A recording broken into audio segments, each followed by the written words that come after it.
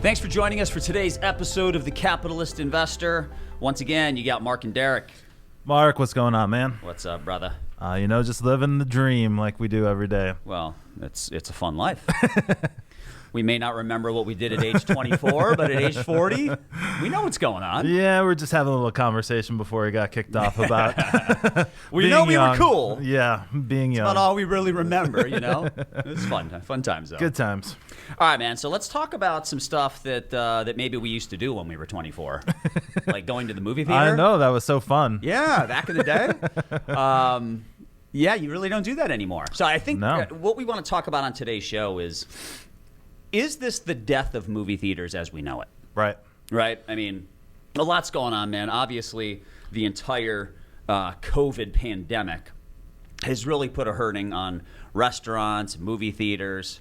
And now it seems like a lot of these movie-making platforms, movie-making services, it seems like they're going direct to consumer now. Yep. Is there a way to come back from that? I don't know. Well, I think that sounds like a good topic. We should discuss it. I think so. So, yeah, I was just, going off of, I used to be big into movies. Yeah. I used to watch all the big ones every year, go to the theaters.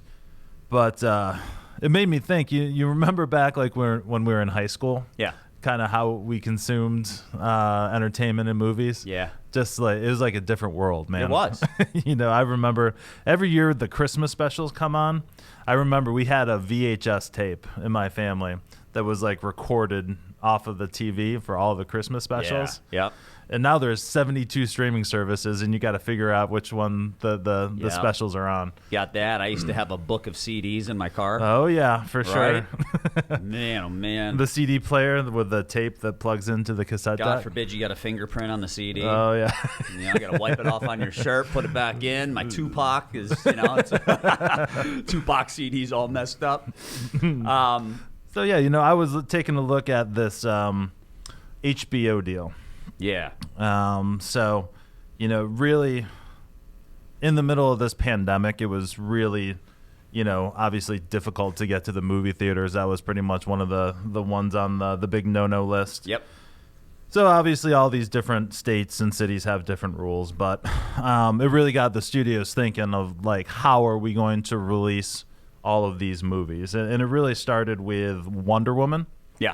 So kind of in the middle of the summer, just to give you a little background here, it was really Wonder Woman and Tenet, and it was the Warner Brothers Studios. Okay. And they were trying to figure out, these are our summer blockbusters, right? Yep. Tenet is a Christopher Nolan movie. Okay. So he's a fantastic director. They decided to release Tenet in August. They decided to push Wonder Woman back to Christmas time. But what they did recently is they decided to release Wonder Woman in theaters where they can, but also simultaneously on HBO Max. Yep. So about 2 weeks after they announced that, Warner Brothers announced that they're going to basically do this for their entire 2021 lineup. Makes sense. So, it's the safest way for them to do it, right? Because, who knows if everything's going to be 100% open throughout 2021. And furthermore, who knows what the demand is going to look like. For sure. Right? Yeah. So one of the biggest questions I have right now is how many households throughout the lockdown, pandemic, whatever you want to call it, upgraded their own home theater system to the point where they've created their own movie theater. Right. Whether it's a bigger TV, maybe they got the projector and the screen, surround sound, got more comfy couches, whatever it is. How many households did that, right? And will they ever go back to the movie theater? Maybe not. It's a big question. Yeah. We've talked. When I was poor, it was a nice cheap date. Exactly. Didn't have to talk at all. Exactly. You go to a nice comedy. It's great. It was great stuff. Okay, I got to drop you off now. Glad we didn't talk today. Wasn't going to work anyways. All right. Let's take a step back. because you want to talk a little bit about our senior year of high school. We're old. We shouldn't even be doing this. This is scary. All right, so 97, 98. Biggest movies back then: Titanic, Men in Black. 98. What's 98? So those are the top movies in 97. Armageddon, Saving Private Ryan, Something About Mary. I love that movie. Yeah, that year, 98, 99, that was my prime for going to the movie theaters. Oh, yeah. That was a fun time. Yeah. Watched Titanic with the kids over the summer. They loved it. Really? My daughter has a crush on Leonardo DiCaprio now. Who I doesn't? told her that was 20 years ago, though. He looks a little different now. You like him from Wolf of Wall Street, too? So look, man, those were some blockbuster movies. So I guess that brings me to the next point I want to make, which is I don't think they make blockbuster movies anymore. Yeah. Hollywood stinks. They do. I was thinking the same thing. What used to be a 6 is now a 9, movie-wise. Oh, yeah. Like, I watched a miserable movie a couple weeks ago, and I thought it was good. It was terrible. What movie was it? It was with a fat Russell Crowe in it. Remember how jacked Russell Crowe was in Gladiator? Oh, yeah. Mm-hmm. He is a fat pig now. Oh, my God. I don't know what happened to him. But he was like this he got psycho. old. Well, yeah. Yeah, I think I know what. I don't know the name, but I remember seeing it. Yeah. It was not good, but it was a 9. So, all right, getting off topic here. All right, so I'll just kind of some of the big movies that will be out on HBO Max. The fourth Matrix movie, which I didn't even know was in existence until I was looking at this stuff. Each Matrix got worse. It did. The first one was awesome. The second one was pretty good too. There's some good fight scenes in there. Space Jam with our boy LeBron. Yes. Suicide Squad. That first movie was terrible. Godzilla versus Kong, another movie I didn't know that we needed, but apparently is being made. Well, they just remake everything. There's no ideas anymore. Yeah. Mm-hmm. So I, over the course of time, I've kind of shifted towards enjoying series more. I don't know about you, but I'm more into binge watching a 10-episode series that has 7 different seasons, right? Like, the character development is so much more advanced, like in a Breaking Bad kind of show, right? As opposed to a 90-minute long movie, right? Mm-hmm. So I've grown to like those more. But obviously, movies are still a big hit for a lot of people, right? So what have we seen happen? So Disney rolled out Mulan, right? Yep. Straight to streaming on their Disney Plus service. Did they roll that out in the movie theater too? I do not believe so. I don't think so. So, Disney Plus started with, Frozen 2. They released that way early, I believe. Yep. Hamilton, The Last Star Wars is on there as well. But then they tried something different, all right? So I believe Disney Plus is like $6.99 a month. Yeah. And Disney announced, I'm not sure if it was their most recent quarterly investor call. I believe it was. They're going to focus a lot of their energy on their streaming services.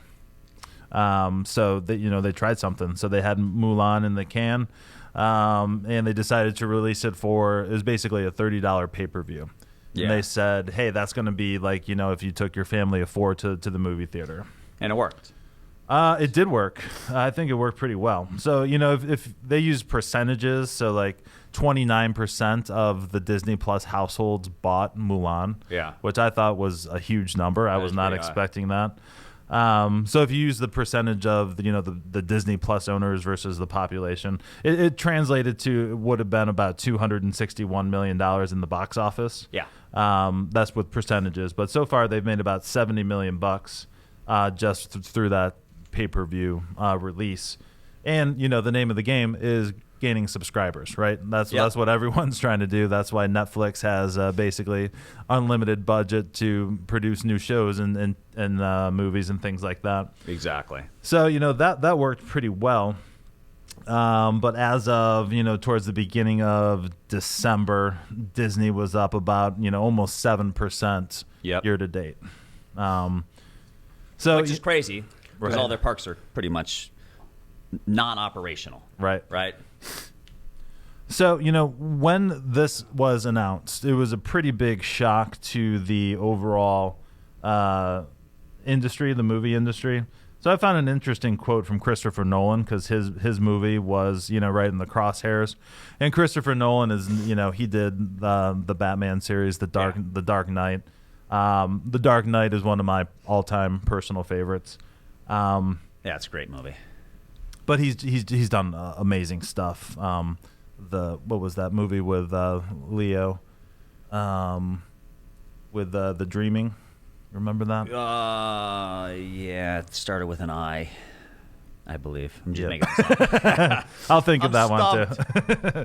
So, his quote was basically, all of the talent essentially was blindsided by this announcement. So he's saying, there's such a controversy around it. This is a quote. Because they didn't tell anyone. In 2021, they've got some of the top filmmakers in the world. They've got some of the biggest stars in the world who worked for years, in some cases, on these projects very close to their hearts that are meant to be seen on the big screen. They're meant to be out there for the widest possible audience as well. And now they're being used as a loss leader for the streaming service. This is why I put this quote in there.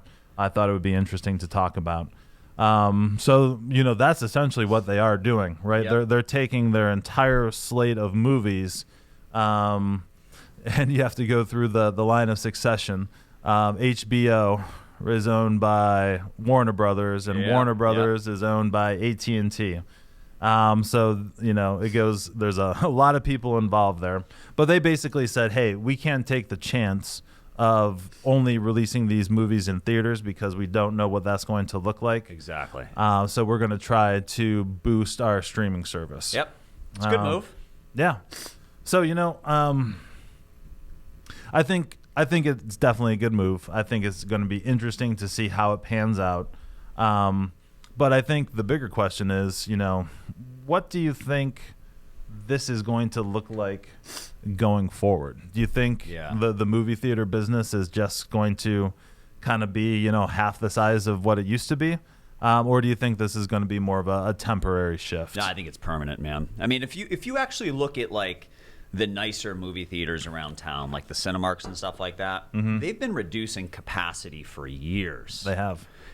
But raising the customer experience at the same time. So they've gotten rid of all the seats where you're on top of each other. Now they've got the loungers.